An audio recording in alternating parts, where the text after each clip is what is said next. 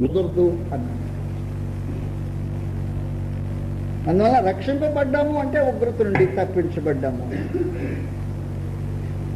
సమాధానం బ్రతికించబడింది అంటే, లేకపోతే దేవునికి దూరమయ్యామంటే చచ్చిపోయాము. బ్రతికించబడ్డామంటే సమాధానపరచబడ్డాము. ఇవన్నీ ఒకే రకమైన పదాలకు అర్థం ఉందన్నమాట. వాస్తవంగా జరిగింది ఒకే ఒక విశేషమైన సంగతి. అదేమంటే ప్రభుత్వం అది నీ దేవుడే. కాబట్టి సియోనుకి ఏం తెలియాలంటే, సియోను నీ దేవుడు వెళ్తున్నాడు. దేవుని ఏలుబడిలో మనుషులకు అనుగ్రహించే అనేకమైన దీవెనలు ఉన్నాయి. కానీ ఆ దీవెనల్లో ఇంతవరకు నేను ప్రస్తుతము ఆపేయబోతున్నా. ఒకవేళ కాలం దీంతోనే గడపాల్సిన అవసరం వస్తుందేమో మానేసి రేపు ఉదయం వచ్చిన తర్వాతనే భౌతికమైన దీవెనలు నీ దేవుడు వెళ్తున్నాడు అంటే ఏమనుభవించబోతాము. దేవుని ఏలుబడిలో నేడు భౌతికమైన దీవెనలు మనుషులకి ఏమైతున్నాయి. దాంతో ఆత్మ సంబంధంగా కలిసిన ఎన్ని ఉన్నాయి, రెండు కలిపిన ఎన్ని రకాలైనవి ఉన్నాయి. నీ దేవుడు వెళ్తున్నాడనే ఈ భావన మనం తెలుసుకోవాల్సిన అవసరం ఉంది. స్వార్థ ప్రకటించేవారు, రక్షణ స్వార్థను చాటించేవారు, సమాధానపరిచేవారు నీ దేవుడు వెళ్తున్నారు అంటారు.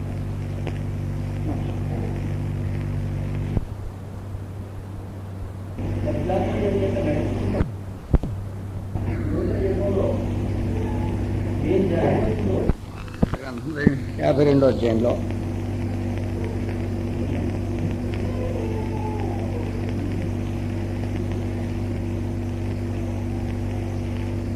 సువార్తను ప్రకటించే సంగతుల గురించి ఇంకా మనం ఆలోచన చేస్తూనే ఉన్నాం. కనుక మరొకసారి 7వ వచనం చదువుతాను. సువార్త ప్రకటించుచు సమాధానము చాటించుచు, సువర్తమానము ప్రకటించుచు రక్షణ సమాచారము ప్రచురించు వాని పాదములు. నీ దేవుడు ఏలుచున్నాడని సియోనుతో చెప్పుచున్న వాని పాదములు పర్వతముల మీద ఎంతో సుందరములైనవి. సియోను నీ దేవుడు ఏలుతున్నాడు అని సియోనుతో చెప్పే సమాచారమే కేవలం ఆయన సియోనును ఏలేవాడు మాత్రమే కాకుండా ఆయన సర్వమును ఏలేవాడుగా ఉన్న సంగతి ఈ సియోనుకు తెలియాల్సిన అవసరం ఉంది. ఇదిగో నీ రాజు సాత్వికుడు గార్ధవం మీద ఎక్కేస్తాడు అన్న సంగతి సియోనుకు ఒక రోజున ప్రకటించబడింది. కానీ వాస్తవాలకి ఈ ఏలుబడి ఏలిక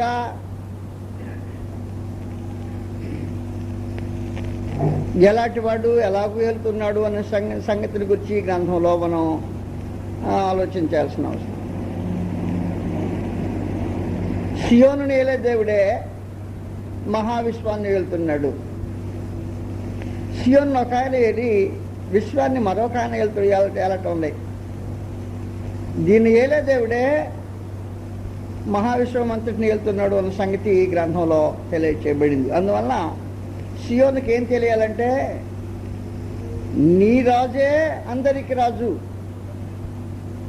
నీ అధిపతే సమస్త జీవకోటికి కాదు, పైన పరలోకంలో ఉండే వారికి కూడా, క్రింద భూమి క్రింద ఉన్న వారికి కూడా, ఎక్కడైనా ఏదైనా ఉంటేనే దాని అంతటికీ ఏలిక నీ ఏలికే, వారందరికీ ఏలిక. కనుక సియోను ఏలే ఆయన మహాగణుడు, మామూలుడు కాదు. మామూలుగా ఏం జరుగుతుందంటే, ఈ కార్పొరేషన్ ఉంది, దీని కార్పొరేషన్ మేయర్ ఉన్నాడు, అతని అధికారము విశాఖ లోపలదే, బయట లేదు. అలాగూ ఒక్కొక్క స్థానంలో ఒక్కొక్కడు ఏలుబడి ఉందనుకోండి, వీరందరిపైన ఒక మీ రాష్ట్రానికి ఒక ఏలికున్నాడు, వీరి అందరిపైన అతని ఏలిక అన్నమాట. ఇలాంటి రాష్ట్రాలు ఉన్నాయి, ఈ రాష్ట్రాలందరిపైన మళ్ళా ఏలికలు ఉన్నారు.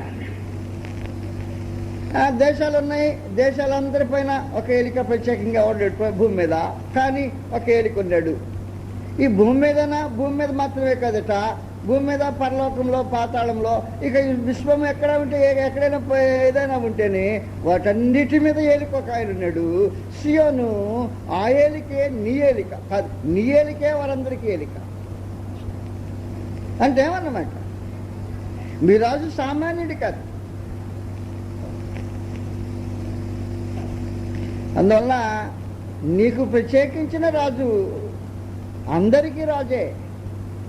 నిన్ను ఏలేవాడు సమస్తమును ఏలువాడు. ఆత్మ సంబంధమైన సియోనుని ఏలేవాడు భౌతికమైన మహావిశ్వాన్ని ఏలేవాడు కూడా అన్నమాట. అందువల్ల సియోనికి మాటలు తెలిస్తే, ఇశ్రాయేలుకు, ఆ దేవుని ఇశ్రాయేలుకి సంగతులు తెలిస్తే నిజముగా వారు ధన్యులై అలాంటి రాజు యొక్క అధికారంలోనికి పిలువబడిన కృప కలిగిన వారై ప్రత్యేకమైన జన్మై అని తాము అర్థం చేసుకోవడానికి వీలుంటుంది. అందువలన ఆ ఏలిక యొక్క ఏలుబడిలో తమను అప్పగించుకోవటానికి కుదురుతుంటుంది. వారు ఎలాగ అప్పగించుకోవాలో ఆయన ఏలుబడి కింద అనే సంగతులు మీకు వివరించక ముందుగానే ఈ ఏలుబడి చేసే సియోనుని ఏలేవాడే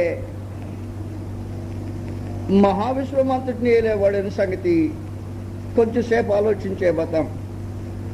దాదాపుగా మొదటి భాగము ఈ సంగతిలో ఆలోచించేస్తాం.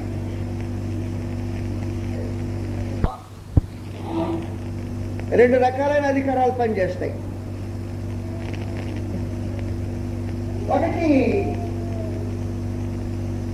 సొంతమైన అధికారం,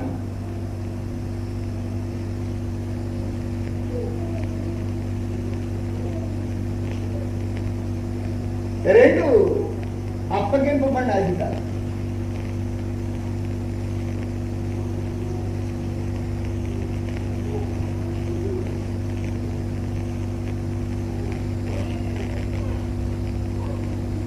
ఈ సొంతమైన అధికారము తనది అని చెప్పడానికే దేవుడనే హోవా సింహాసనాసీనుడు. దేవుడు సింహాసనాసీనుడు. అధికారం ఆయనది, అధికారం ఆయన సొంతది. It belongs entirely to him. తన సొంతంగా తనకే చెందుతుంది. తనకే సొంతగా చెందుతుందని సూచించడానికి మేము మహావిశ్వంలో ఆయన సింహాసనాసీనుడు. ప్రకటన గ్రంథం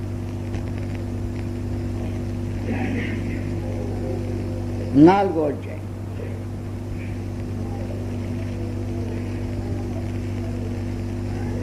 ప్రకటన 4వ అధ్యాయంలో మొదటి నుండి ఈ సంగతులు జరిగిన తరువాత నేను చెడుగా, ఇదిగో పరలోకమందు ఒక తలుపు తెరవబడి ఉండెను. మరియు నేను మొదట వినిన స్వరము బోరధ్వని వలె నాతో మాట్లాడగా వింటిని. ఆ మాట్లాడేవాడు, ఎక్కడికి ఎక్కినము, ఇక మీద జరగవలసిన వాటిని నీకు కనుపరచదును అని. వెంటనే నేను ఆత్మవశుడనైతిని. ఇదిగో పరలోకమందు ఒక సింహాసనము వేయబడి ఉండెను. అది కదా కాబట్టి ఇది పరలోకమందున్న సింహాసనం.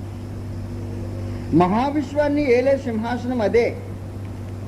దాని మీద ఆసీనుడైన వాడు మహామహుడగు దేవుడు. ఆ సింహాసనం మందు ఒకడు ఆసీనుడై ఉండెను.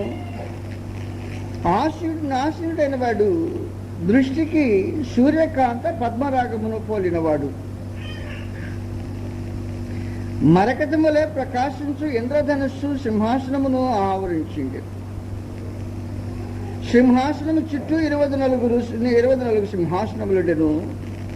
ఈ సింహాసనములందు 24 పెద్దలు తెల్లని వస్త్రము ధరించుకుని తమ తలల మీద సువర్ణ కిరీటములు పెట్టుకుని కొన్నవారైండిరి. ఆ సింహాసనం నుండి మెరుపులు, ధ్వనులు, ఉరుములు బయలుదేరుచున్నవి. మరి ఆ సింహాసనం ఎదుటి 7 దీపములు ప్రజ్వలించినవి. అవి దేవుని 7 ఆత్మలు. మరి ఆ సింహాసనము ఎదుట స్ఫటికమును పోలిన గాజు వంటి సముద్రం ఉండెను. ఆ సింహాసనమునకు మధ్యను సింహాసనము చుట్టూను ముందు వెనుకల కన్నులతో నిండిన 4 జీవులుండెను. జీవుల సంగతి వదిలిపెట్టేశా 8వ వచనంలో. ఆ 4 జీవుల్లో ఒకదాన్ని వదిలిపెట్టేసా 9వ వచనం నుండి. వదిలిపెడితే పొరపాటు ఉంది. 8వ వచనం చదువుతున్నా. ఈ 4 జీవుల్లో ప్రతి జీవికి 6 రెక్కలు ఉంటాయి. అవి చుట్టూ రెక్కల లోపల కనులతో నిండి ఉన్నవి. గుర్తుపెట్టుకోవాలి, అవి భూత వర్తమాన భవిష్యత్ కాలములో ఉండు సర్వాధికారియు దేవుడునగు ప్రభు పరిశుద్ధుడు పరిశుద్ధుడు పరిశుద్ధుడు. ఎన్ని కాలాల్లో? 3 కాలాల్లో ఉండే దేవుడు. మానవుని యొక్క కొలతలో 3 కాలాల్లో ఉండేవాడు.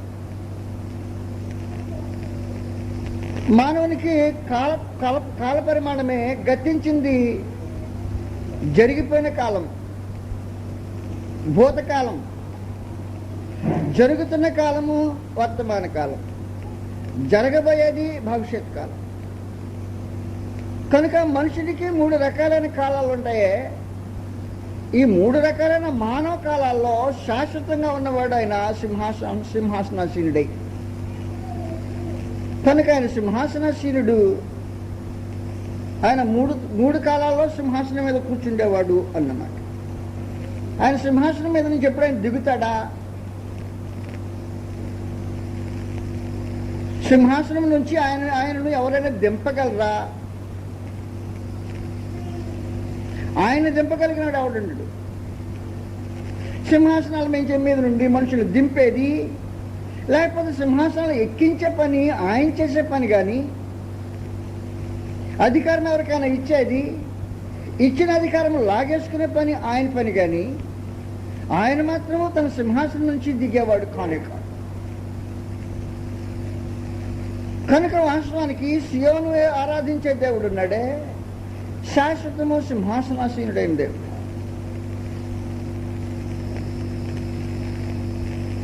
ఆయన చెప్పేసాడు కింద 3 కాలాల్లో ఆయన ఉన్నవాడు అని తెలియజేసిన తర్వాతనే 9వ వచనంలో అని మానక చివర రాత్రి భాగంలో చెప్పుచుండి, రాత్రి పగలు అనకుండా 3 కాలాల్లో ఆయనే ఆ సింహాసనమునందు ఆసీనుడై ఉండి యుగ యుగములు, 1 రోజు కాదు 2 రోజులు కాదు, యుగ యుగములు జీవించుతున్న వానికి నమస్కారం చేయొచ్చు. ప్రభువా మా దేవా, నీవు సమస్తమును సృష్టించితివి. కాబట్టి సింహాసనాసీనుడు యుగయుగాల్లో ఉండేవాడు, పరిపాలించేవాడు మాత్రమే కాకుండా ఈ సింహాసనాసీనుడు సృష్టికర్తగా తన సృష్టి మీద ఆయన ఆధిపత్యము కలిగి ఉండటంలో విశేషమైన సంగతో వింతో విచిత్రమో ఏమీ లేదు. అది విడ్డూరం కాదు. కనుక సృజించిన వాడు ఆ సృష్టికి సింహాసనం మీద ఆసీనుడైన వాడు.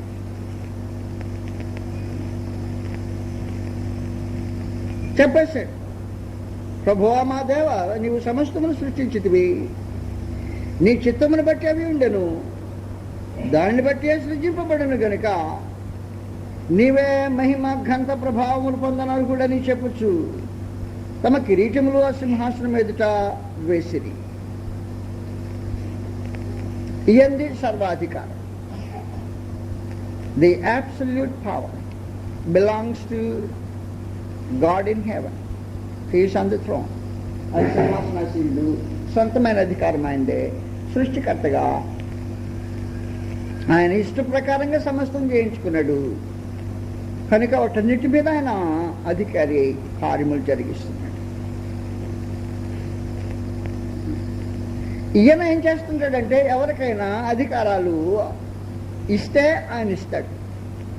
ఆయన ఎవరికి అధికారం అనుగ్రహిస్తాడో వారికి అధికారం వస్తుంటుంది. పరలోకంలోనైనా అధికారాలను అనుగ్రహించేవాడు ఆయనే. భూమి మీద అధికారాలు, ఇంకెక్కడ అధికారాలు అనుగ్రహించేవాడైనా తానే సంపూర్ణంగా. ఆత్మ సంబంధమైన అధికారాలు అనుగ్రహించేవాడు ఆయనే. ఆత్మ సంబంధమైన ప్రభుత్వం ప్రపంచానికి కూడా ఆయనే అధినేత. భౌతికమైన విశ్వానికి ఆయనే అధినేత. అందువల్ల ఆయన స్వాధీనం లేనిది ఆత్మ సంబంధమైంది లేదు, ఆయన స్వాధీనం లేని భౌతికమైంది ఇది. ఆత్మ సంబంధమైన ప్రపంచం ఉంది, సూత్రాన్ని బట్టి ఆయన అనుగ్రహించాడు. ఒకరోజు మీకు తెలిసే ఉండాలి, అపవాది ఎత్తైన శిఖరం మీదకి ప్రభువైన యేసును తీసుకొని పోయి ఈ లోక రాజ్యములన్నీ వాటి మహిమ ఒకసారి అలా చూపించేట. ఈ రాజ్యములన్నీ వీటి మహిమ నాకు అనుగ్రహింపబడినది, నాది అంటలేదు. గుర్తుపెట్టుకోండి, నాదైనా వాటి ఎవరికి కలిసి చెందుతుంది, ఈయనకి మాత్రమే చెందుతుంది. ఆయన ఏం చేశాడంటే ఆయన అప్పగించాడట. ఎందుకు అప్పగించాడు? సూత్రాన్ని అనుసరించి అప్పగించాడు. నువ్వు కావాలని కోరుకున్నావు, వాడంటే వెళ్తానన్నావు, సరిపో తీసుకెళ్ళిపో అని. అందులో అపవాది ఖచ్చితంగా ఏం చెప్పాడంటే ఈ రాజ్యములు నావి అంటూ చదువుతాను చేసి. మత్తయి సువార్త 4వ అధ్యాయం.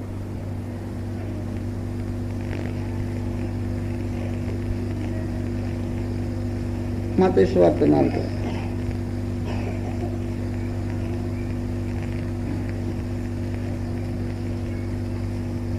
నాలుగో అధ్యాయంలో 8వ వచనము, మరలా మిగుల ఎత్తైన అపవాది మిగులు ఎత్తైన కొండ మీదకి ఆయన తోడుకొని పోయి ఈ లోక రాజ్యములన్నిటినీ వాటి మహిమను ఆయనకు చూపి నాకు సాగిలపడి నాకు నమస్కారం చేసిన ఎడలా,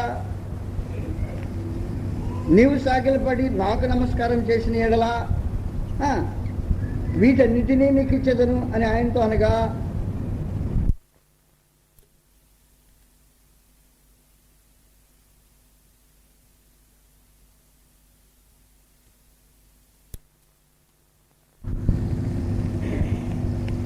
సంపాదించుకున్నావు, నీదా? ఎవరిచ్చారు నీకు? లోకస్వామి 4వ అధ్యాయం. నీకెక్కడి నుంచి? ఏమి నీ సొత్తా లేకపోతే నీ పారంపర్యపు సొత్తా? ఎక్కడి నుంచి వచ్చింది? 4వ అధ్యాయం. మళ్ళా తిరిగేదే 6వ వచనం నుండి, ఈ అధికారమంతయు ఈ రాజ్యముల మహిమను నీకిచ్చును, అది నాది. నాదా? నాకు అప్పగింపబడి ఉన్నది. ద పవర్ డెలిగేటెడ్, అంతేగాని నాది కాదు, నాకు అప్పగింపబడి ఉన్నది. ఏ డెలిగేటెడ్ పవర్, అబ్సల్యూట్ కాదన్నమాట, డెలిగేటెడ్ అన్న. సర్వాధికారి సంతమైన వాడు సింహాసనాసీనుడు. ఇప్పుడు ఏం చేశాడట? అప్పగించాడట. ఎందుకు అప్పగించాడంటే వీడు వెళ్ళాడు, లేకపోతే నా దగ్గరకు వచ్చాడు, నన్ను మోసగించాడు. మోసంలో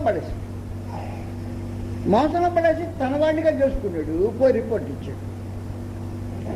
వాడేటంటే ఇక మీద నా పార్టీలో ఉంటాడంటున్నాడు.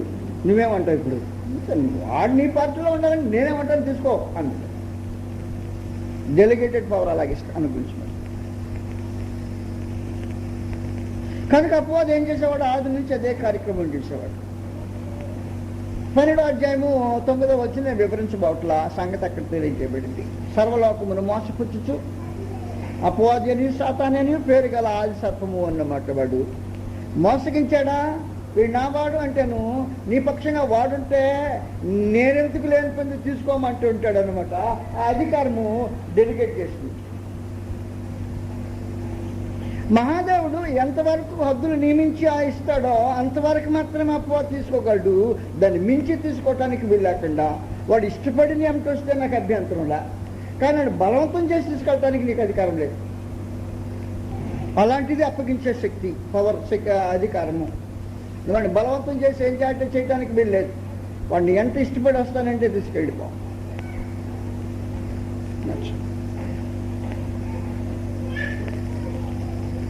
అందువల్ల ఇష్టపడి ఎంత వస్తే మహాదేవుడు డెలిగేట్ చేస్తాడు. ఇష్టపడి రాకపోతే మాత్రం వాడు తాగటానికి లక్ష్మి. వాడు నువ్వు ఇష్టపరుచుకొని తీసుకెళ్ళు. యోబు దగ్గరకు వచ్చాడు. మరి నీ పక్షంగా ఉన్నాడు కదా యోబు, నా పక్షంగా ఉన్నాడు మహాదేవుడు అన్న తర్వాత నేనేం బలవంతం చేసి పెట్టుకోవాలా? అతను ఇష్టపూర్వకంగా నన్ను విశ్వసించి నన్ను అనుసరించడానికి, నా మాటలు అంగీకరించడానికి, నా నీతిలో జీవించడానికి అతను ఇష్టపడితే నేనేం చేసేది? అందుకని దీవించా. అలా కాదు, నేను ట్రై చేస్తా ఒకసారి. అయితే ఒకటి, నీకు పవర్ ఎంతవరకు ఇస్తానంటే అతను ప్రాణాన్ని ముట్టకుండా ఏమన్నా చేసుకో, నేను నీకు అధికారం అంతవరకు ఇవ్వగలను. కాబట్టి దేవుడు ఎంతవరకు ఒక అపవాదికైనంతవరకు అధికారం ఇస్తాడంటే, మానవ ఇష్టానికి విరోధంగా అపవాదికి అధికారం లేదు. మానవ ప్రాణం మీద అధికారము, దైవ నియమంలో బ్రతికేవాడి ప్రాణం మీద అపవాదికి అధికారం ఉండదు అని ఇస్తేనే తప్ప. కనుక ఇవ్వబడిన అధికారం అది, ఆత్మ సంబంధంగా ఇవ్వబడిన అధికారం. మళ్ళీ ఇవ్వటానికి అది ఆయనకు ఉంది, మళ్ళీ ఏ శక్తిని లాగేసుకోవటానికి ఉంది. ఎందుకంటే యాక్చువల్లీ సొంతమైన అధికారమైంది, ఇది డెలిగేటెడ్ పవర్. ఆత్మ సంబంధమైన లోకానికి మాత్రమే ఈ డెలిగేషన్ మాత్రమే కాకుండా భౌతికంగా కూడా మహాదేవుడు అధికారాన్ని పంచి ఇస్తుంటాడు. భూమి మీద ప్రభుత్వాలు ఉన్నాయి, ఈ ప్రభుత్వాల మీద కూడా ఆయన అధికారి. కానీ అధికారి ఏం చేస్తుంటాడంటే పవర్ని కొంత డెలిగేట్ చేస్తుంటాడు, అంటే అప్పగిస్తుంటాడు. ఆయన ఇస్తేనే భూమి మీద అధికారాలు ఉంటాయి. రోమీయులకు రాసిన పత్రిక 13వ అధ్యాయం.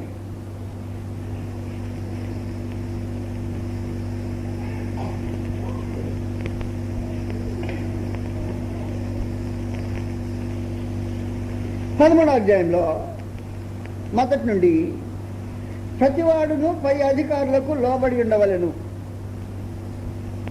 ఏలయనగా దేవుని వలన కలిగినది తప్ప ఏ అధికారము లేదు. ఇంకా ఏ అధికారం అనే సంగతి మాట్లాడు, ఆ దేవుని వలన కలిగినది అయి ఉండాలి. కారణం ఏంటంటే ఆయన అధికారాలను అనుగ్రహించేవాడు. ఉన్న అధికారములు దేవుని వలననే నియమింపబడి ఉన్నవి. కాబట్టి అధికారములను ఎదిరించేవాడు దేవుని నియమమును ఎదిరించుచున్నాడు. ఎదిరించేవారు తమ మీదికి తామే శిక్ష తెచ్చుకుందరు. ప్రభుత్వము చేయవారు చెడ్డ కార్యములకే గాని మంచి కార్యములకు భయంకరులు కారు. నీకు మేలు కలుగుటకు అధికారులు దేవుని పరిచారకులు. వారికి భయపడకుండా ఉండకూడదువా? మేలు చేయము, అప్పుడు వారి చేత మెప్పు పొందుదు. నీవు చెడ్డది చేసి ఇలా భయపడము, వారు ఊరకే ఖడ్గము ధరిపరు.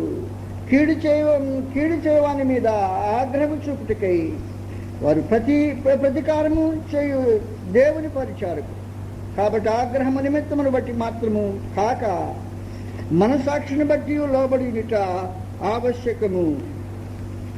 కనుక ఏదైనా వారు దేవుని సేవకులై ఉండి ఎల్లప్పుడూ ఈ సేవ ఎందే పని కలిగిన వారు కూడా దేవుని సేవకులేనా?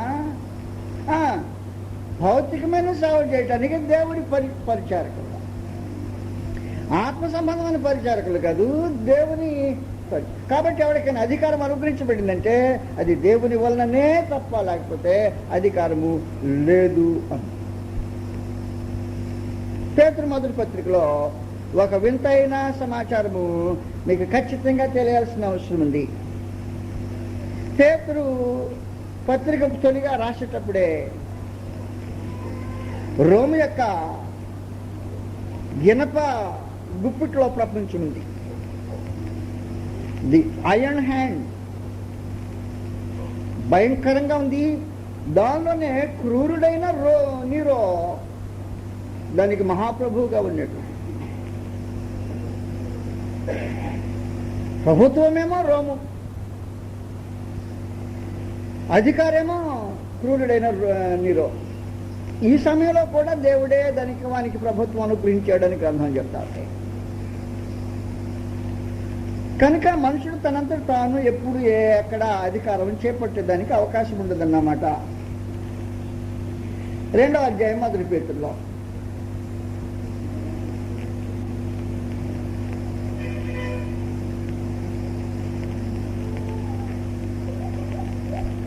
అది 17వ వచనం. అందరినీ సన్మానించుడి, సహోదరులను ప్రేమించుడి, దేవునికి భయపడుడి, రాజును సన్మానించుడి. పైన నాకు ఇక్కడ వచ్చిన ఒత్తుకుపోయింది, వచ్చిన గొడవ తెలియలా ఎన్నో వచ్చిన అని చెప్పేది. మనుషులను నియమించు ప్రతి కట్టడకు ఎన్నో వచ్చిన అదే 13వ వచనం. ఆల్రైట్. మనుషులు నియమించు ప్రతి కట్టడకు ప్రభు నిమిత్తమై లోబడి ఉండు, రాజు అందరికీ అధిపతి అనియు, నాయకులు దుర్మార్గులకు ప్రతిదండన చేయి చెక్కును, సన్మార్గులకు మెప్పు కలుగు చెక్కును, రాజు వలన పంపబడిన వారిని వారికి లోబడి ఉండు. ఏలయనగా మీరు ఇట్లా యుక్తముగా యుక్త ప్రవర్తన గల వారై అజ్ఞానముగా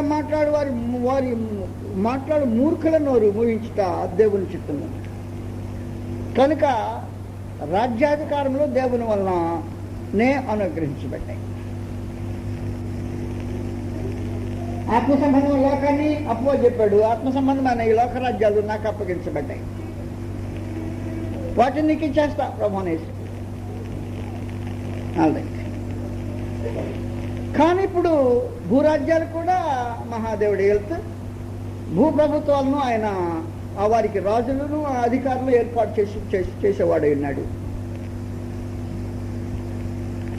కనుక భూప్రభుత్వాలు కొంత సొంతంగా కొత్తగా వచ్చినాయి కాదు, అవి దేవుని ఏర్పాటులో జరిగిన కార్యక్రమాలే.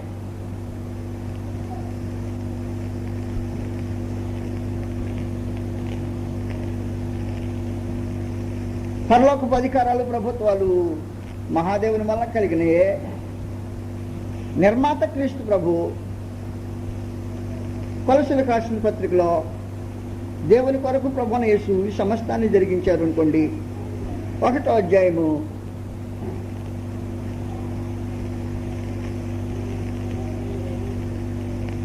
16వ వచనం నుండి, ఏలయనగా ఆకాశమందున్నవి భూమి అందున్నవి, దృశ్యమైనవి గాని అదృశ్యమైనవి గాని, అవి సింహాసనములైనను ప్రభుత్వములైనను ప్రధానులైనను అధికారములైనను సర్వము ఆయన యందు సృజింపబడెను, సర్వము ఆయన ద్వారాను ఆయనను బట్టి సృజింపబడు. కాబట్టి క్రీస్తు ప్రభువును బట్టి సృజించబడ్డాయి అన్నమాట.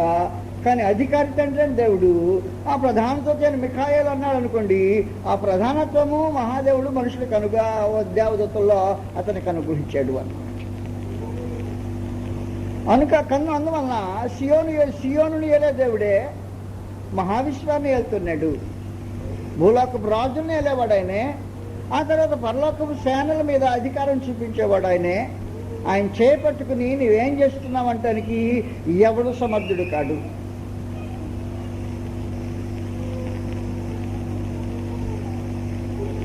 మీరేం అడుగుతుంటారంటే, ఒకవేళ మీ మనసులో దేవుడే ఏర్పాటు చేస్తుంటే ఈ అన్యాయాలు, అక్రమాలు, దుర్మార్గతలు, గొడవలు ఎందుకు అని అడుగుతారు. మీరు అడగలేదనుకో, ఇప్పుడు నేను మిమ్మల్ని అడుగుతున్నా ఎందుకు జరుగుతున్నాయి. నేను నన్ను అడిగేది అడగల కాబట్టి నేను మిమ్మల్ని అడిగేస్తున్నా. దేవుడు వెళ్తుంటే లోకంలో జరిగే అన్యాయాలు, అక్రమాలు, దుర్మార్గతలు, వగైరాలు ఎందుకు జరుగుతున్నాయి? అప్పగించబడ్డా కరెక్ట్, ఎందుకు జరుగుతున్నాయని. దుర్మార్గతలు, మరి అన్యాయాలు, వగైరా కథలు, సంగతులన్నీ ఎందుకు జరుగుతాయి? దేవుడు కదా అధికారాలు అనుగ్రహించాడు. జరుగుతున్నది ఎందుకు?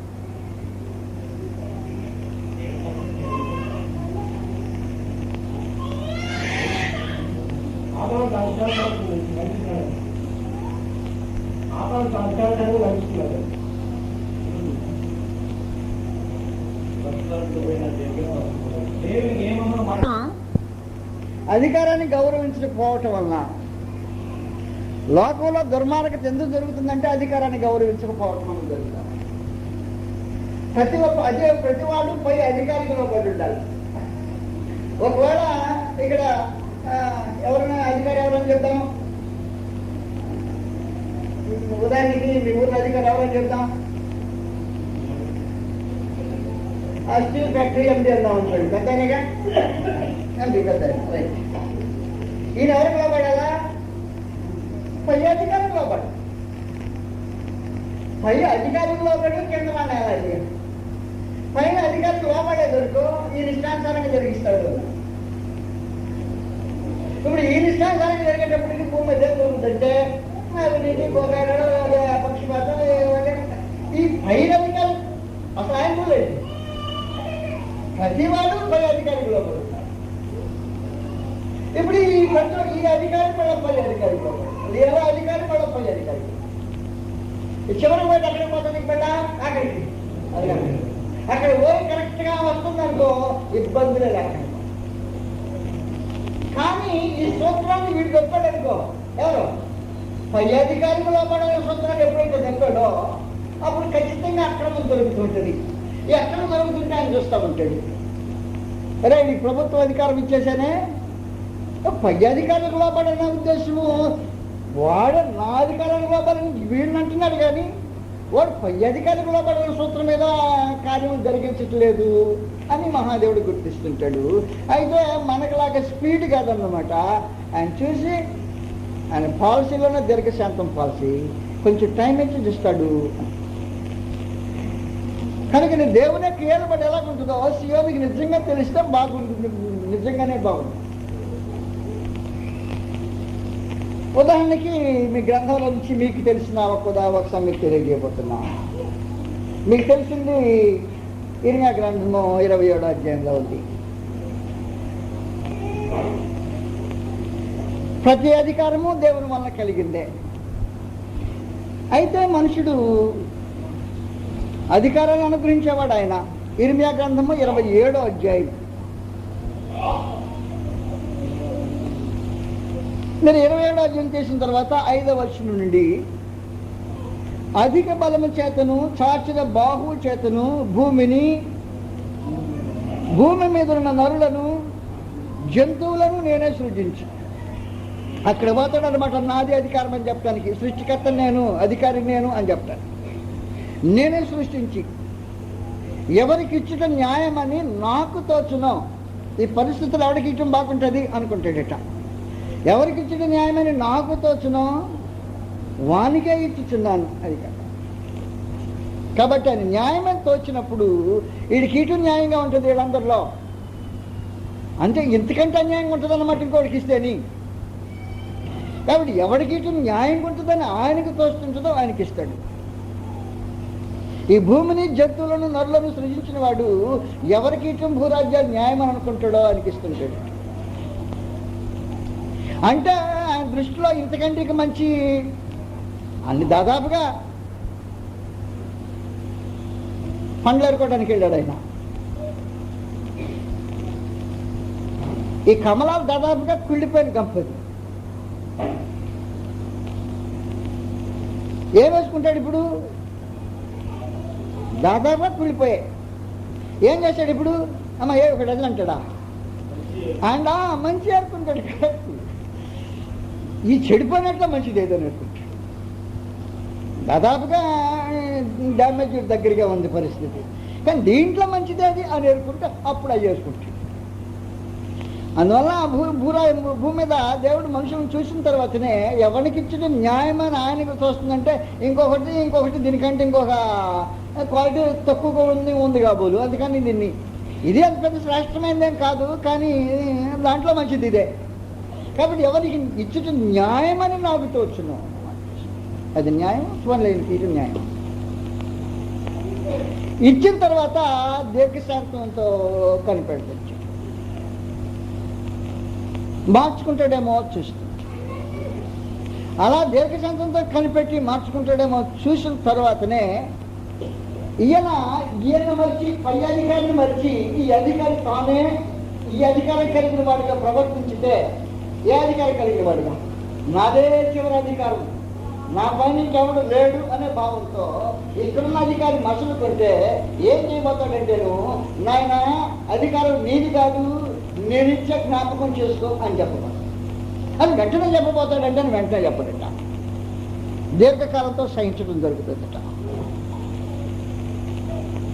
ఉగ్రతను కనపరచడానికి ముందుగా కూడా దీర్ఘకాలం సహించటము దేవుని యొక్క కార్యక్రమం.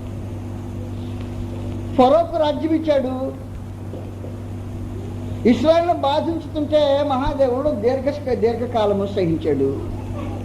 ఉగ్రతను కనపరచబోతాడు, ఆయన దీర్ఘకాలం సహించి ఉగ్రతను కనపరచబోతాడు. దేవుని యొక్క పాలసీ అది. అందువల్ల ఆయన దీర్ఘకాలం సహించే మనిషి కనుక నీ దేవుని యొక్క ఏలుబడి అలాంటిదో నీకు తెలియాల్సిన అవసరం ఉంది. కంగారు పడాల్సిన అవసరం ఏమీ లేదు. ఒకవేళ ప్రభుత్వము నీ మీద దాన్ని చేసుకుందనుకో, విచిత్రంగా ఉండాల్సిన అవసరంలా. దేవుడు అనుగ్రహించకపోతే కాదన్నమాట. ఒక దాటిన కూడా పనులు జరిగినాయి అనుకో, జాగ్రత్తగా తెలుసుకోవాల్సిన అవసరం ఉంది. మీలో కొంతమందికి అర్థం కావట్లేదని చెప్తున్నాను నాకు కదా, మీ మొక్కలు అట్టే ఉన్నాయి. మాకు అర్థం కావట్లా ఏం చెప్తున్నదో.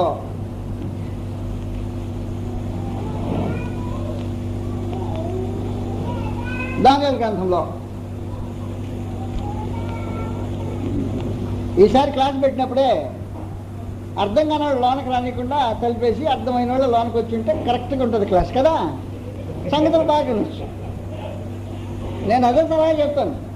అర్థం కాని వాళ్ళు లోనకి రానియద్దు. అర్థం చేసుకోగలిగిన మాత్రమే లోనకి వచ్చేది, తలిపేసేది. వీళ్ళకి మాత్రమే క్లాసు. కాకపోతే మేము క్లాస్ చెప్పుకోండి, నాకు అభ్యర్థం లేదు. దానియేలు గారు 2వ అధ్యాయం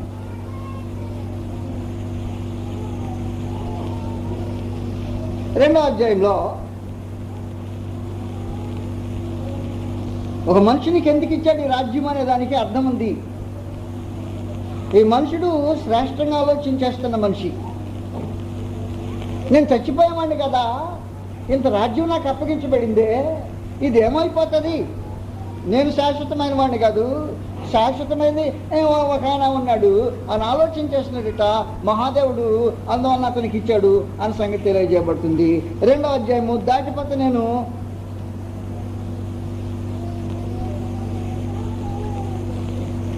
31వ వచనంలో, క్షమించాలి 29వ వచనం,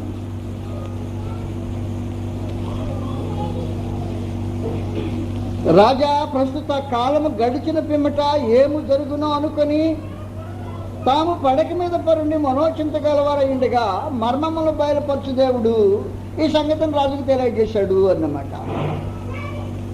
4వ అధ్యాయం త్వరగా వెళ్ళిపోతాను, ఇక్కడే కాలం గడిపితే మీకు విసుగ్గా ఉన్నట్టు నాకే కనపడుతుంది. 4వ అధ్యాయంలో 25వ వచనము 26వ వచనం కలిసిపోయింది. తమ ఎదురు ఉండకుండా మనుషులను తరుముదురు, నీవు అడవి జంతువుల మధ్య నివాసము చేసు, పశువుల గడ్డి తిరిదవు, ఆకాశపు మంచు నీ మీద పడి నిన్ను తడుపును. సర్వోన్నతులకు దేవుడు, అది పైన అందరికంటే పైన ఉన్నవాడు, సర్వోన్నతులకు దేవుడు మానవుల రాజ్యముల పైన అధికారి అయి ఉన్నాడనియు, తాను ఎవరికి దాన్ని అనుగ్రహింప నిశ్చయించిన వానికి అనుగ్రహించననియు నీవు తెలుసుకుని వరకు 7 కాలములు ఎలాగూ జరుగును. ఎవరు రాజులు? రాజులకు రాజు, పైన అధికారి ఎవరు? ప్రతివాడు తన పై అధికారికి లోబడి ఉండవాలి. కాబట్టి ఈ కార్యక్రమం నేరుగా కొనసాగితే నెమ్మది ఎవరికి లోబడి ఉండాలి? ఎవరికి లోబడి ఉండాలి? ఆ పైన అధికారికి లోబడి ఉండాలి.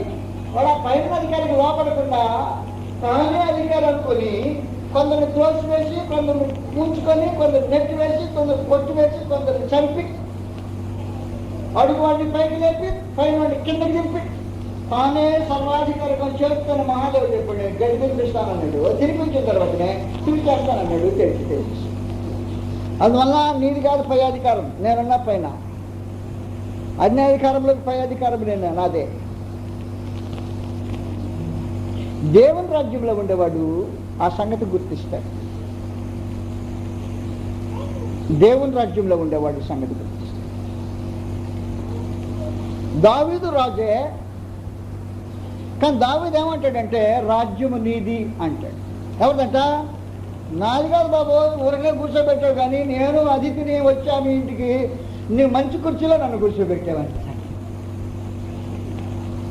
నీకుండే మంచి కుర్చీ ఇది, నన్ను కూర్చోబెట్టావు, కానీ రాజ్యం నీది, నాది కాదు ఇది అనేవాడు ఎలా ప్రవర్తిస్తాడో రాజ్యము దేవునిది, ఆయన ఏలుబడి చేసేవాడు, అందరికంటే పైన తను తానే అత్యధికంగా హెచ్చించుకున్నాడు అని గుర్తించితే భూరాజులు సైతం ఎలా మసులుకుంటారో గ్రంథంలో రాయబడింది.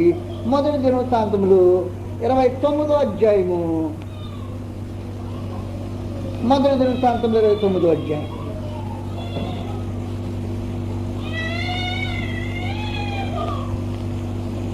ఇరవై 29వ అధ్యాయంలో 11వ వచనం నుండి యెహోవా భూమి ఆకాశములనందు సమస్తమును నీ వశం. ఎక్కడికి బయలు ఇప్పుడు దావీదు?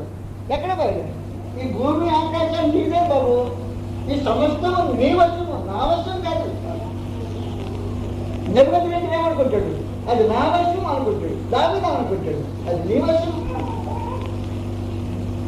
కాబట్టి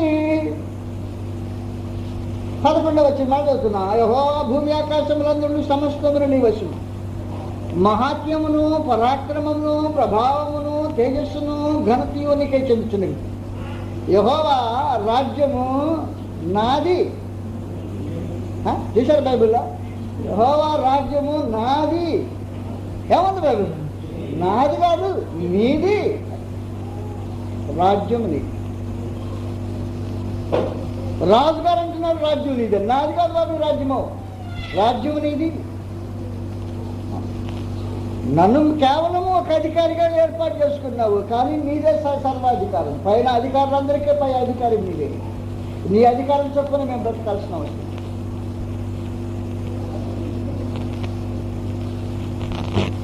కనుక అధికారం దేవుడిది అనేవాడు జీవితాన్ని ఎలాగూ తన పొరపాట్లు జరిగిన వాటిని దిద్దుకున్న తర్వాత ఎలా ప్రవర్తిస్తాడో మీకు జాగ్రత్తగా గుర్తుపెట్టుకోవాల్సిన అవసరం ఉంది. 2వ రాజుల గ్రంథంలో, క్షమించాలి 2వ సమయాల గ్రంథంలో, 2వ సమయాలు. నేను చెప్పక ముందు బయటికి వేస్తారా? బయటికి టైం అయింది. దేవుని చేత ఏర్పాటు చేయబడిన వారే గనక రాజ్యాధికారము వారి పైన ఉన్న ఆయనది అని గౌరవించాల్సిన అవసరం ఉంది.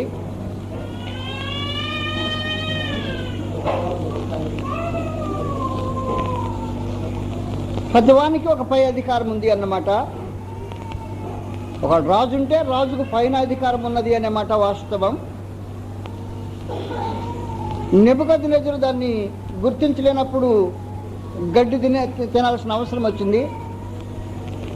దావీదు దాన్ని రాజుగా ఉండి కూడా నా పైన అధికారి ఉన్నాడు, రాజ్యము వాస్తవానికి ఆయనది అనే సంగతిని తెలియచేసిన తర్వాత, రాజ్యము దేవునిదైతే ఈ రాజ్యంలో, దేవునిదైన రాజ్యంలో తాను ఎలాంటి స్వభావం కలిగి ఉండాలో గ్రంథంలో ఒక ఉదాహరణ ఉంది.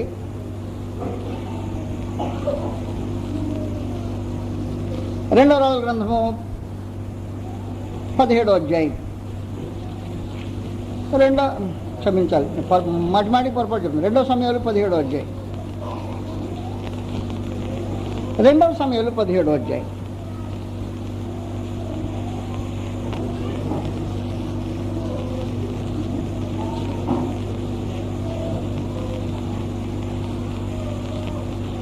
ఈ సందర్భంలో కుమారుడే తండ్రిని తరుముతున్నాడు. దావీదుకు నీచమైన గతి పట్టింది. పాపం చేసినందువల్ల దేవుని యొక్క శిక్షను తాను అనుభవించుతున్నట్టు అర్థం చేసుకున్నాడు. కనుక సింహాసనం నుంచి బయటికెళ్ళి అడవుల్లో తిరుగుతుండే సమయం ఇది.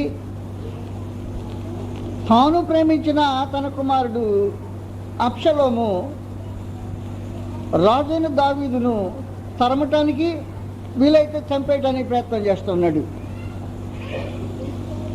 కుమారుడు తండ్రిని చంపడానికి చేసే ప్రయత్నాలు ఇవి. ఈ సందర్భంలో 17వ అధ్యాయము మొదట్లో దావీదు అలసిపోయి ఉన్నాడట. అబ్షలోము దావీదును తరుముకుంటూ వచ్చేసాడు. తరుముకుంటూ వచ్చిన తర్వాత అక్కడ 5వ వచనం చదువుతాం. 17వ అధ్యాయం 5వ వచనం నుండి. అంతటా అర్కీయుడైన హోషై ఏమి చెప్పినో మనము వినున్నట్లు అతని పిలువనంపుడని అబ్షలోము ఆజ్ఞయగా హోషై అబ్షలోము వద్దకు వచ్చెను. అబ్షలోము అహీతోఫెలు చెప్పిన ఆలోచన అతనికి తెలియజేసి, ఇవన్నీ అది అనవసరం అనుకుంటా మీకు, కిందకి దిగేద్దాము. 8వ వచనంలో, నీ తండ్రి అంటే దావీదు, నీ తండ్రియు అతని పక్షమున నున్నవారును మహాబలాఢ్యులు. ఎవరా? దావీదు, అతనితో పాటు ఉన్నవారు మహాబలాఢ్యులు. నీ తండ్రి అతని పక్షముగా ఉన్నవారు మహాబలాఢ్యులనియు, అడవిలో సింహం పిల్లలను పోగొట్టుకున్న ఎలుగుబంటి వంటి వారై రేగిన మనసులో ఉన్నారనియో నీకు తెలియను. మరియు నీ తండ్రి యుద్ధమందు ప్రవీణుడు, అతడు జనులతో కూడా బస చేయడు. అతడు ఏదో ఒక గుహ యందో మరి ఏ స్థలమందో దాగిండును. కాబట్టి నీ వారిలో కొందరు యుద్ధారంభమందు కోలగా చూచి జనులు వెంటనే ఆ సంగతిని బట్టి అబ్షలోము పక్షమున్న వారు ఓడిపోరని చెప్పుకుందరు. 10వ వచనం, నీ తండ్రి మహాబలాఢ్యుడనియు ఎలాంటాడట, అతని పక్షపు వారు ధైర్యవంతులనియు ఇశ్రాయేల్ అందరూ ఎరుగుదురు గనుక సింహము గుండె వంటి గుండె గలవారు సహితము ఏమవుతారు, దిగులు నొందుదురు. సింహం అంత గుండె గల వాళ్ళందరూ ఉన్నారనుకో. దావీదు ఉన్నాడు, దావీదు పక్షంగా అతని సైన్యం అన్నదంటేనంట. ఆ మాట వింటే ఇశ్రాయేల్లో సింహం అంత గుండె గల వాళ్ళందరూ ఏకంగా పోగైన తర్వాత దిగులు పడిపోతుంటారు. అలాంటి వాడు దావీదు. ఆ దావీదే రాజ్యం నీది అన్నాడు. కానీ రాజ్యం నీది అని గుర్తించిన వాడే తప్పు చేసిన సంగతి అర్థం చేసుకున్న తర్వాత ఎవడైనా తిడితేనే ఏమంటుందో జాగ్రత్తగా ఆలోచించేయండి. తిరగబడి ఏమైనా చేయగలడు. వాస్తవంగా 16వ అధ్యాయంలో అతని స్వభావం కనపరచబడుతుండేది. రాజ్యము నీదన్న వాడి యొక్క ప్రవర్తన దేవుని గ్రంథంలో తేటగా కనిపిస్తుంది. 16వ అధ్యాయం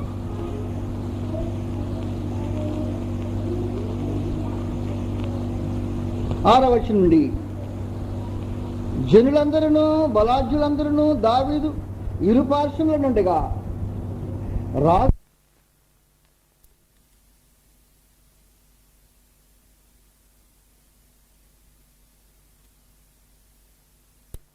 తెలియాలి. రాజ్యం యెహోవా,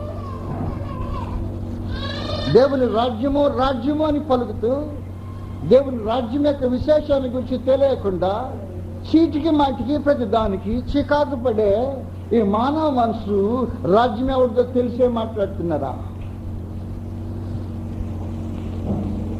రాజ్యం యెహోవాది. ఇంకొక సంగతి చెప్పని, ఏం చెప్పాడంటేను, ఆ చీపో ఆ కుక్కనో గాడిదనో ఏమన్నా మొత్తానికి తిడుతుంటేనంట, ఈ చచ్చిన కుక్క నా ఏళ్ళు కూడా రాజులాగానే వచ్చినా తెగేస్తానంటేను అన్నవాడితో చెప్తున్నాడు. మీకే నాతో పని, యెహోవా తిట్టమంటే మీరెందుకు అడ్డం వచ్చేది? తిట్టనీయండి. దేవుని రాజ్యంలో ఆయన ఏలుబడి కింద ఉన్నాను అని చెప్పుకునే వాడి యొక్క స్వభావం అలాగ ఉండాలని సియోనుకు చెప్పు. సియోను నీ దేవుడు వెళ్తున్నాడు. నీ దేవుడు వెళ్తుంటే నీకు ఆయన తెలియకుండా నీకేం జరగబోయేదిలే. ప్రభువైన యేసు నేను తొలి రోజున మీకు తెలియజేసినట్టు రోమాధిపతి అనే పిలాతు ఎదురు నిలబడినాడు. పిలాతు ఎదురు నిలబడిన తర్వాత నేరస్థాపన చేస్తే న్యాయమైన దృష్టికి ఏ లోపము కనిపించలా. ఏ లోపం కనిపించకపోగా వారు మాత్రమే గట్టిగా ఆయన శిక్షించాలని ఉద్దేశించి ఎన్నో రకాలైన కంప్లైంట్లు చేశారు. కానీ కనపడకపోయిన తర్వాతనే, అట్టయితే నీకేం కంప్లైంట్ కనపడకపోతే మాకు కంప్లైంట్ ఉంది ఇప్పుడు. అదేమంటే మా నియమం చొప్పున వీడు చావాలి. ఆ దేవుని కుమారుడు అని చెప్పుకుంటున్నాడు. దేవుని కుమారుడు అని చెప్పుకునేవాడు మా నియమం ప్రకారం చావాలి అంటేనే ఇతనికి భయం వేసిందిట. భయం వేసిన తర్వాత చెప్పాను నేను మొదట్లోని, అయ్యా ఎక్కడి నుంచి వచ్చో కొద్దిగా చెప్పు అని. కారణమేమి? దేవుని కుమారుడు మనుషుల్లో ఎందుకు ఉంటాడు? మనుషుల దగ్గర నుంచి ఎందుకు వస్తాడు? ఎక్కడి నుంచో వచ్చి ఉండాలి. దేవుని కుమారుడు ఎక్కడికి వచ్చాడంటే అక్కడి నుంచో వచ్చి ఉండాలి. రోమిల యొక్క జ్ఞానం అది. భయపడి అడిగిన సంగతి మీకు తెలియజేశా. అయిన తర్వాతనే నీవు నాతో మాట్లాడవా? దీనంగా ప్రభు నేర్చుని అడుగుతూ, నిన్ను సిలువ వేయటకు నాకు అధికారం కలదనియు, నిన్ను విడుదల చేయటకు నాకు అధికారం కలదనియు నీ వెరుగు అంటేను. ఎవరు చెప్పండి నీకు ఆ సంగతి? అప్పుడు దాకా మాట్లాడలా, ఇప్పుడు నాకు అధికారం ఉందంటేనే అంటున్నాడు. అధికారం ఆయన ఇస్తేనే. దావీదన్న పలుకులే. యెహోవా అధికారం ఇకపోతే నన్ను తిట్టేవాడు కాదు. యెహోవా అధికారం ఇకపోతే నన్ను సిలువేసేవాడు కాదు. రాజ్యం అయింది, యెహోవా వెళ్తున్నాడు. యోహాను సువార్త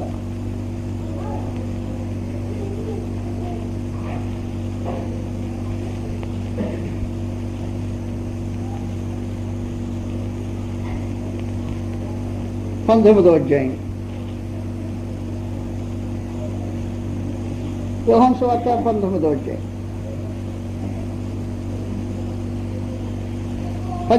9వ వచనము 10వ వచనం.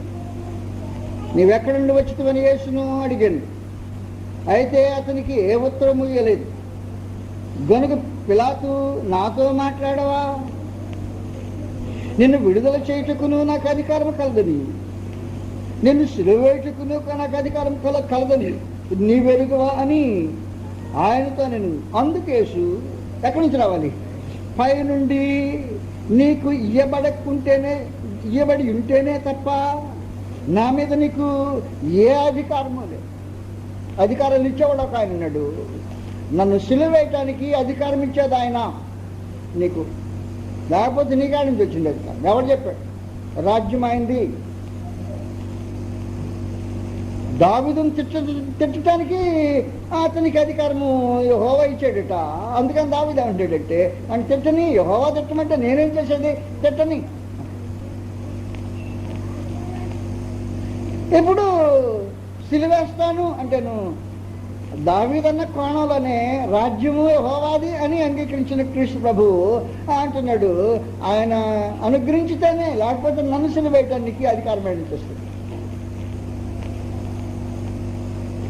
అందువల్ల అధికారాలు పైనుండే దేవుని వల్ల కలిగినవని దేవుని రాజ్యంలో ఉండే మనుషులకు అర్థమైంది. దేవుని రాజ్యంలో ఉండే మనుషులు అందువల్లనే దేనినైనా దేవుని వల్ల కలిగింది అని సహించటం జరిగింది. వేరే ఉద్దేశంతో జరగల. అపోస్తలుల కార్యం 2వ అధ్యాయంలో ఇది దేవుడు నిశ్చయించిన సంకల్పమట. ఆయన భవిష్యత్ జ్ఞానమే. దాన్ని బట్టే క్రీస్తు అప్పగించబడ్డారు. కానీ లేకపోతే యూదుల వలననో లేకపోతే మన రోమీయుడైన హేరోదు వలననో అది కలిగిన కార్యక్రమం కాదు. అది దేవుడు నిశ్చయించిన సంకల్పం అనుసరించిందే. 23వ వచనం మీకు తెలిసిందే. దేవుడు నిశ్చయించిన సంకల్పమును ఆయన భవిష్యత్ జ్ఞానమును అనుసరించి అప్పగింపబడిన ఈయనను మీరు దుష్టుల చేత సిలువ వేయించి చంపితిరి. అది కథ. 23వ వచనం 2వ అధ్యాయము అపోస్తలుల కార్యములో దేవుడు నిశ్చయించిన సంకల్పం వల్ల నాకు అధికారం ఉందని చెప్పకు. పైనుంచి అనుగ్రహించబడితేనే. ఆయన నిశ్చయించిన సంకల్పం వచ్చింది, కాలము ఆయన సమయం వచ్చింది. దేవుడు నిశ్చయించిన సమయం దగ్గరకు వచ్చింది. పిలాతు ఎదుట నిలబడ్డాడు. విడుదల చేస్తాను, నాకు అధికారం ఉంది, నువ్వు చెప్పు సంగతి ఏదో. నువ్వు నిర్దోషమని నాకు తెలుసులే, నువ్వే నేరం చేయలేదు, నువ్వు దేవుని కుమారుడువా, నీకెందుకు వీళ్ళంత అన్యాయం చేసిన, ఎక్కడి నుంచి వచ్చావు అసలు వాస్తవానికి వెళ్ళాను? కాదు పైనుంచి అది అనుగ్రహించబడితేనే నన్ను సిలువేసేది. అందువల్ల నీ దేవుడు వెళ్తుంటే ఏం జరుగుతుందంటే ఆయనకి తెలియకుండా నీకేం జరగదు. నీ దేవుడు వెళ్తున్నాడు, సియోను నీ దేవుడు వెళ్తుంది, ఆయనకి తెలియకుండా నీకేం జరగదు. నీ తల వెంట్రుకలన్నీ లెక్కింపబడినవి. నీ తండ్రి చిత్తం లేకుండా ఒకటి కూడా రాలిపో. నా బట్టనెత్తికి అదే గ్యారెంటీ. నా తల వెంట్రుకలని లెక్కించబడ్డాయి. ఆయన ఇష్టం లేకుండా ఒకటి రాలిపోదని సంగతి నాకు తెలుసు. అందువల్ల మీరు తిట్టినందువల్ల నేను ఓ పిన్నుతో, నేను చెప్పాను, ఒక ఇనువుతో పిన్ను గుచ్చినట్టే ఉంటుంది, కానీ నాకేం సిల్లు తూటు పడేటట్లేనే లేదు ప్రస్తుతం పరిస్థితి. కారణం ఏమంటే ఆయనకి తెలియకుండా నాకేం జరగబోకల్లా. ఒకవేళ మీరు తిట్టారంటే తిట్టడానికి ఆయన పర్మిషన్ ఇస్తే నన్ను తిట్టారంటే సార్. ప్రభువుని యేసుని సిలువేశారంటే ప్రభువుని యేసు అంటున్నాడు, నన్ను సిలువేయటానికి ఆయన అధికారం ఇస్తే నువ్వు సిలువేయటానికి అప్పగిస్తున్నావు, లేకపోతే నీ వల్ల కాదా పని. నీ దేవుడు ఏలుతున్నాడు సియోను, అలాంటిది దేవుని ఏలుబడి. నిన్ను కాపాడటానికి, నిన్ను భద్రపరచడానికి, నిన్ను సమస్తము ఆదరించడానికి, ఆదుకోవటానికి చాలిన వాడే ఏలుతున్నాడు. నీకేమైనా జరిగిందా? నీకు తెలియకుండా జరిగింది. అందువలన సువార్త ప్రకటించే వాడికి మాటలు ఎలాగుంటాయి తెలిసిన? ఎలాగుంటాయి? కరెక్ట్గా సువార్తలాగే ఉంటాయి. సువార్తలాగే ఉంటాయి. కానీ సువార్త ప్రకటించేటప్పుడు నీ దేవుడు వెళ్తున్నాడు అని సంగతి చెప్పి ఈ గ్యారంటీ నువ్వు చెప్పలేదు అనుకో, అతనికి అసలు ఏంటో తెలియకపోయా. సువార్త ఉంటుంది కానీ ఆ సూ ఏందో తెలియపోతాను. వార్త తెలుస్తుంది కానీ ఈ మధ్యలో ఒకసారి మీ దేశంలో వార్త అని పత్రిక వచ్చింది. దాని ప్రక్కన మీ సూ అంటున్నారు కానీ ఆ సూ లేదు అక్కడ. వాస్తవానికి క్రీ సంఘాల్లో సూ ఉందంటే నాకు కనపడట్లా. వార్త మాత్రం కరెక్ట్గానే ఉంది. సూదేశి వార్త చెప్తున్నారేమో నాకు అర్థం కాదా. ఆ సువార్తలో మహాదేవుడు అంటున్నాడు, నీ దేవుడు వెళ్తున్నాడు అని తెలియకుండా ఏం జరగబోతున్నా.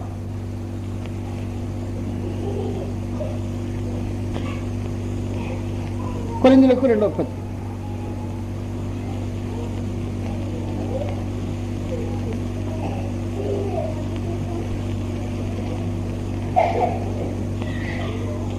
సువార్త ప్రకటించే వారి యొక్క కార్యక్రమం ఇది.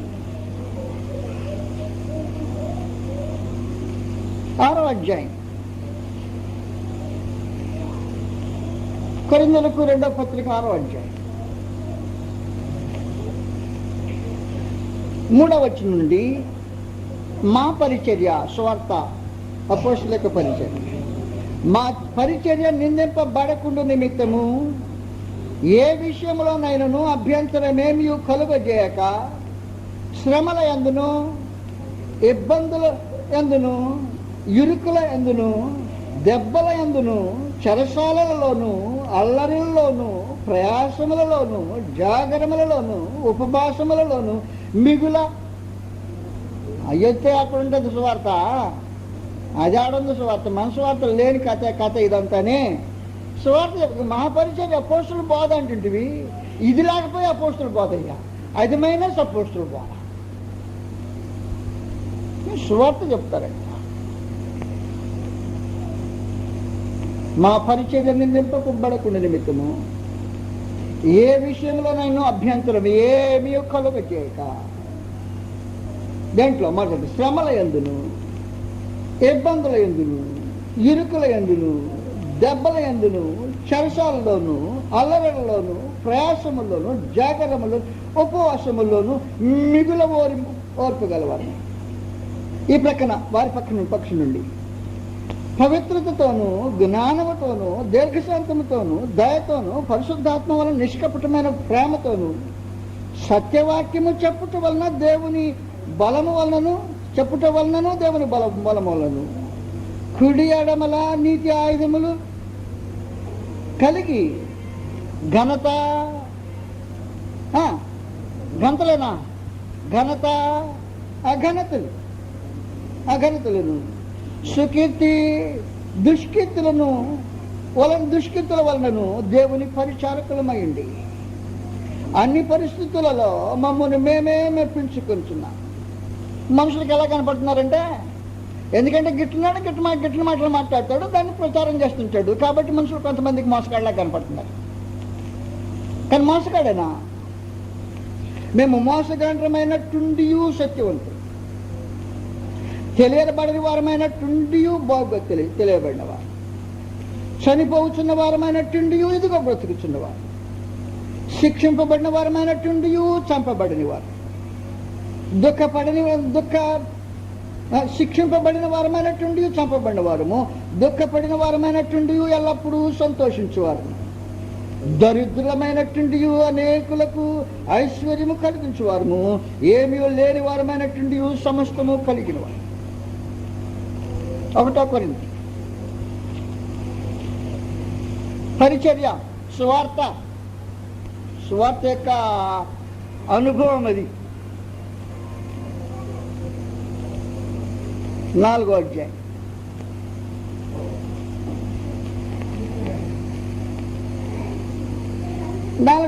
మొదటి వచనంలో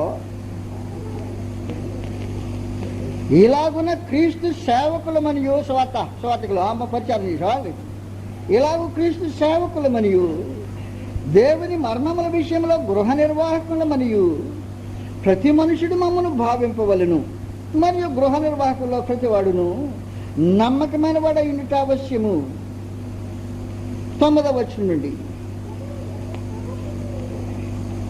మరణదండన విధింపబడిన వారమైనట్టు దేవుడు అపోస్తులమైన మమ్మును ఎవరు పెట్టారు? మరణదండన విధింపబడిన వారి యొక్క రూపమే దేవుని రాజ్య స్వార్థ ప్రకటన చేస్తుంటాను. నీ దేవుడు వెళ్తున్నాడంటాను. ఆ దేవుడు అంట మరణదండన విధింపబడిన వారేంటిగా పెట్టాడంట. కుమారునేమో మరణానికి అప్పగించాడు, వీరినేమో మరణదండన అనుభవించేవారిలాగా పెట్టి మరణదండన విధింపబడిన వారమైనట్టు దేవుడు అపోస్తులమైన మమ్మును అందరికంటే హెచ్చుగా పైన చెప్పు. అందరికంటే హెచ్చుగా కాదు, పైగా కాదు. ఈ సువార్త అని చెప్పే సువార్తలు అందరికంటే కడపట ఉంచున్నాడని నాకు తోచుచున్నది. మేము లోకములకును దేవదూతలకును మనుషులకును వేడుకగా. వేడుకంటే తెలుసులే మీకు. ఏదో దరిద్రులు అంత వేడుక ఉన్నాం, దేవతలు కూడా అట్టే ఉన్నాయండి. ఏంటి ఈ కర్మ ఏంటంటే నువ్వు నా దేవుడు వెళ్తున్నాడు. దేవుడు వెళ్తే ఈ గతి ఏంటంటేను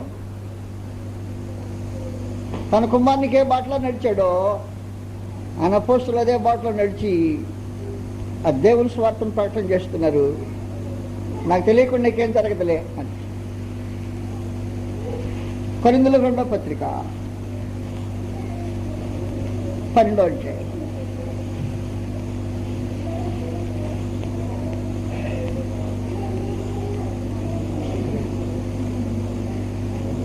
ఏడవ వచనంలో 12:7 నుండి నాకు కలిగిన ప్రత్యక్షతలు బహు విశేషముగా ఉన్నందున నేను అత్యధికముగా హెచ్చిపోకుండా నిమిత్తము నాకు శరీరములో ఒక ముళ్ళు. నేను అత్యధికముగా హెచ్చిపోకుండా నిమిత్తము నన్ను నలగగొట్టుటకు సాతాను యొక్క దూతను ఎక్కడ ఉంటాడంట ఆయన దూతగా పెట్టాడు. సాతాను నిలబెడతాడు కొద్దిగా ఎవరు పెట్టింది ఎవరు? అయ్యా సాతాను గారు దూత మాటకు నన్ను వేస్తున్నాడు, నలగ దంచుతున్నాడు అంటాను. ఏంటి మరి గొడవ అంటాను, వండనిలే అన్న. అదేనా వండి నీ దేవుడు వెళ్తున్నాడు, నువ్వెందుకు కంగారు పడ అని తెలియకుండా ఏం జరగబోయేది.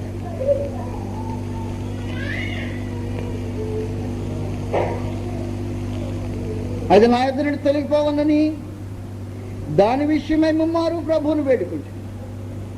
అందుకు నా కృప నీకు చాలును, బలహీనత యందు నా శక్తి పరిపూర్ణమగుచున్నదని నాతో చెప్పాడు. ప్రార్థన చేసినా బాగాలేదండి, ఉండని లేదు, ఉండాలా. ఉంటే కానీ నువ్వు సరిగా ఉండటానికి వీలు ఉండదు. నువ్వు రెచ్చిపోతావు, లేకపోతే రెచ్చిపోతే పాడైపో. రెచ్చిపోయి పాడైపోయేదానికంటే నల్లగొట్టులో అదుపులో పెడితే బాగుంటుంది కదా అని ఆలోచించేసి ఆయన ప్రభుత్వంలో ఏం చేస్తున్నాడంటే ఉండని అలా కంగారు పడాల్సిన అవసరం ఏం లేదు. క్రైస్తవుడు దైవ నియమంలో జీవించేంత కాలం, ఆ హద్దుల్లో ఉన్నంత పరిధిలో ఉన్నంత కాలమే ఏ విషయమే కంగారు పడాల్సిన అవసరం లేకుండానే సియోను నీ దేవుడు వెళ్తుంది. రాజ్యము నీది అన్న తర్వాత నీ దేవుడు ఏలుతున్నాడన్న సంగతి మర్చిపోయి మన చేతిలోకి ఏలుబడి తీసుకొని ఏలుబడి చేయదలుచుకుంటే సువార్త తెలియలా, దేవుడు ఏలుతున్నాడని సత్యము గ్రహించలా, అసలు సువార్త అంటే ఏంటో మనిషిని చెవికి సరిగ్గా వినిపించలా. కాబట్టి కేవలం ఆరాధనకు వచ్చిపోవటమో లేదో కొన్ని కార్యక్రమాలు జరిగించటమో కాదు, ఈ జీవిత సంపూర్ణతలో నీ దేవుడు వెళ్తున్నాడు. నా విశ్వాసం నీకు తెలియజేస్తా. ఆ దేవుని నిలబడి ఒక సంగతి చెప్పాను మీకు ఇప్పుడే. మీరందరూ తిట్టినా నొప్పి ఉండదని చెప్పాను కదా. ఎంతవరకు నమ్ముతానంటే, నేను తిన్న తిండి అనుభవించడానికి ఆయన అనుగ్రహించకపోతే నేను తినేదానికి వీలుండదు. ఆయన ప్రభుత్వము నా తిండి దగ్గర దాకా వస్తుంది అని నమ్ముతాను.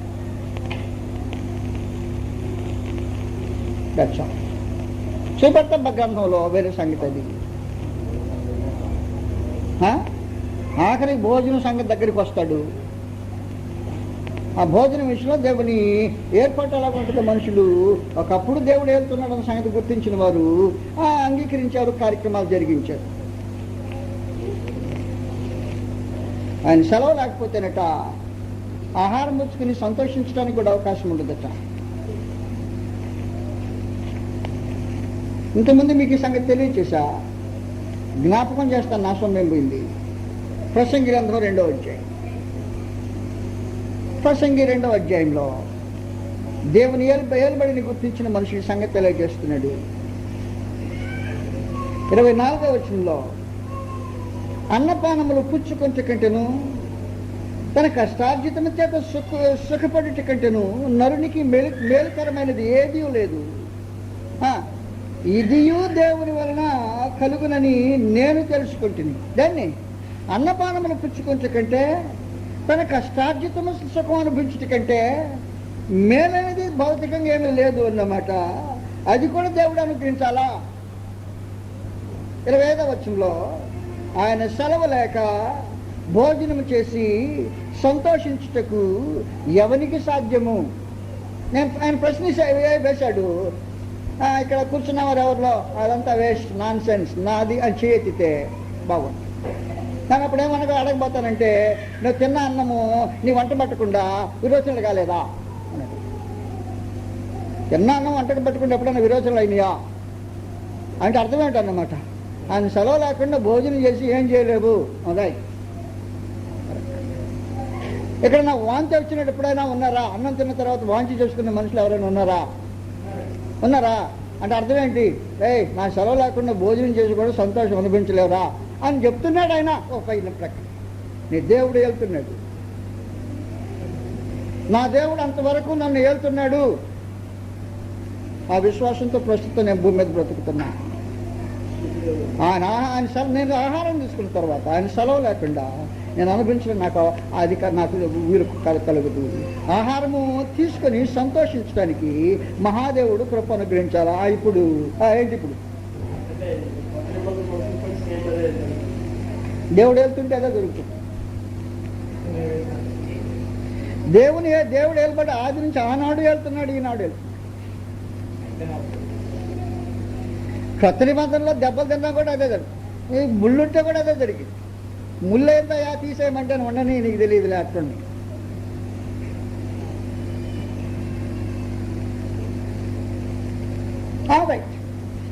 కొత్త నిబంధనలో కూడా అదే జరుగుతుంది. కారణం ఏంటంటే దేవుని ఏలుబడి కొత్త నిబంధనలు ప్రత్యేకంగా రాలా. ఆది నుంచి జరుగుతూనే ఉందా ఏలుబడి, కొత్తగా వచ్చిన ఏలుబడి కాదు. అది భౌతికమైన సంగతిని మాట్లాడా, ఆత్మ సంబంధం ఏలుబడి సంగతి వేరుగా తీసి మాట్లాడాము. రెండు దేవుని యొక్క ఆధీనంలో కార్యక్రమాలు జరుగుతుంటాయి.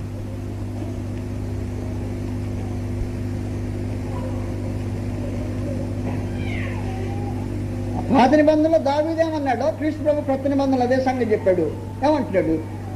తిట్టమని యెహోవా ఆజ్ఞాపించి అతను తిడుతున్నాడు నన్ను అన్నాడు. శిక్షించని సిలువేయడానికి అధికారం ఉంది, వదిలిపెట్టడానికి ఉంది. అది ఒట్టి మాటలు. ఆయన అధికారం అనుగ్రహించితేనే ఇప్పుడు నన్ను సిలువైపోతామని ఆయన.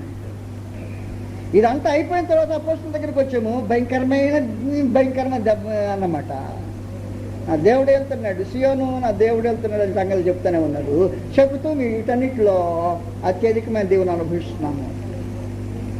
కొత్త నిబంధనలు చెప్పిన సంగతే మీ తల వెంట్రుకలన్నీ లెక్కింపబడి ఉన్నవి, నీ తండ్రి యొక్క సెలవు లేకుండా ఒకటి కూడా రాలిపోదని చెప్పింది పాత నిబంధనలు. ఇంకా కాబట్టి వాస్తవమైన సంగతి ఏమంటే దేవుని యొక్క ఏలుబడి ఎంతవరకు అయినా మీద నువ్వు ఆధారపడవచ్చు అంటే అంతవరకు ఆధారపడ. నెబుకద్నెజరు కాలంలో నేను ఏలుబడి చేస్తున్నాను అన్నాడు. నాకంటే ఎవడరా మిమ్మల్ని తప్పించేవాడు అన్నాడు. అయ్యా ఒక ఆయన ఉన్నాడండి నీకంటే పైన, తప్పించి రక్షించండి సమర్థుడు ఉన్నాడు, లేకపోతే వదిలిపెట్టేసాను, మా జీవితాలు మేము లెక్కలేదన్నాడు. లెక్కలేదంటే ఇసురు పడేశాడు. ఏం చెప్పాడంటే నువ్వు నా దేవుడు వెళ్తున్నాడు అనే సంగతి డిక్లేర్ చేశారు వాళ్ళు. నెబుకద్నెజరా నీది కాదు ఏలుబడి, నీ పైన ఒక ఆయన ఏలటానికి అని సంగతి. అందువల్ల మానవ విశ్వాసము దేవుని మీద అలాగూ వరగగలిగినప్పుడు, ఆధారపడగలిగినప్పుడే ఆ కృపను మనుషుడు అర్థం చేసుకోగలడే. కానీ అసలు దేవుని మీదే నమ్మకం లేకపోతేనే అసలు ఆహారం దగ్గరికి వచ్చింది. కృతజ్ఞతాస్తుతులు ఎందుకు చెల్లించావు? ఎందుకు ప్రార్థన చేశావు? మీరు బాగా అన్నం ప్రార్థన చేయకుండా తినేవాళ్ళు ఉంటారు ఎక్కువ మంది కదా. ఉంటారా? ఉండరా? ఉంటారు. అయితే నేను సంబంధం చేస్తా. క్రీస్తులో ఉండేవాళ్ళు ప్రార్థన చేయకుండా అన్నం తినేవాళ్ళు ఉంటారా లేదా? నేనేం చెప్తానండి, అయ్యా ఈ ఆహారము మీరు అనుగ్రహించారండి అంట. నాకు పాపం ఆతిథ్యం చేసిన వాళ్ళు మీలో ఎవరన్నా నన్ను ప్రేమించి ఆతిథ్యం చేసిన నా సోదరులు బిడ్డలు ఇక్కడ ఉన్నారు. వాడు ఎట్లా నేను భోజనం చేస్తూనే ఉండా. వాళ్ళు నాకు నిజంగా భోజనం పెట్టి వాస్తవం చెప్పాలంటే నేనేమంటానంటే వీళ్ళు కాదు నాకు పెట్టి నువ్వు పెట్టావన్నా. వాళ్ళు ఏమనుకుంటారు నాకు. నేను అట్లా అన్నాను. వాళ్ళకి అభ్యంతరం కలగల. ఏమన్నా అభ్యంతరాన్ని పడ్డారేమో నాకు షార్ట్కి తెలియకుండా నాకు తెలియదు. మొత్తానికి వాళ్ళ ఇంట్లో ఎలాగే కృతజ్ఞతలు చెల్లిస్తూనే వస్తున్నా. దేవా నీ కృప చొప్పున అనుగ్రహించబడిన ఈ దినాహారం బట్టి మీకు స్తోత్రం అంటున్నా. ఏవో మేము అన్నం పెట్టింది ఏంది దేవుడు అంటున్నా అంటున్నా వాళ్ళు. ఇది కొత్త నిబంధనే.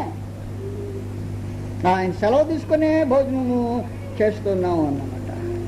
కృతజ్ఞతాస్తుతులు చెల్లించిన వెంటనే మహాదేవుడు దాన్ని పవిత్రపరుస్తుంటాడు. జరుగుతుంది.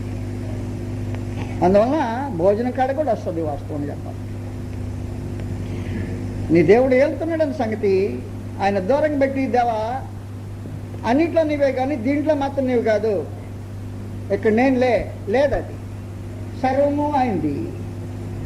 దావీదన్నాడు సింహాసనం ఇది, రాజ్యం అనేది, మేము కేవలం అతిథులం మాత్రమే. అతిథులు అంటే ఏమిటి?